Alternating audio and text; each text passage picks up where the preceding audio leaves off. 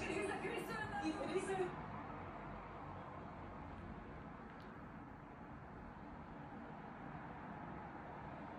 Ще бъдем отново в понеделник от 9:30. Коментатори ще бъдат Жени Кълканджиева и Борко Чучков с много още интересни. Вечето има. Максимална активност.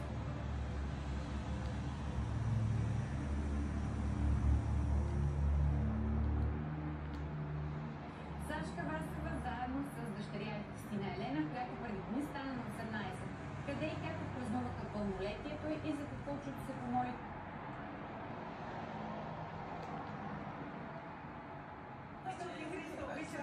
Знати от непознати станахте първи приятели в компанията ни. Да, защото бяхме първи, Да.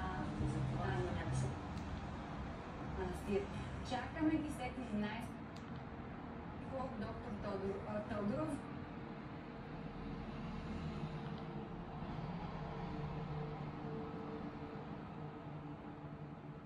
Как празнуваха пълнолетието и за какво чудо се помоли до книжката Мадонна в Рилския манастир. Чакаме ги след 11:30. Днес ще драснем клечката по темата меко или твърдо, какъв тип родителство възпитава успешните деца.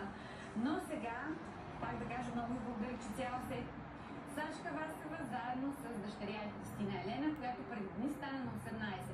Къде и как празнува тези информации, теми, добре дошли. Какво още ще видим днес в предаването? За духа, който не се предава. Сашка Васкова заедно с дъщеря.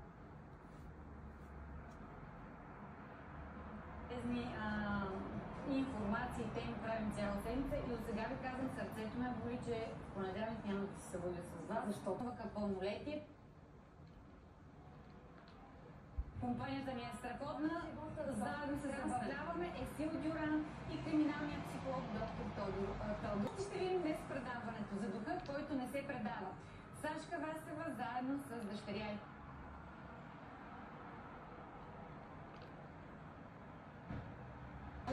Вярно е, изключително за мен ще се удоволствие да видим днес с какво ще сме полезни на зрителите. Мисля да започнем коментарите с една тема, която вълнува цяла България. Тя е Кристина.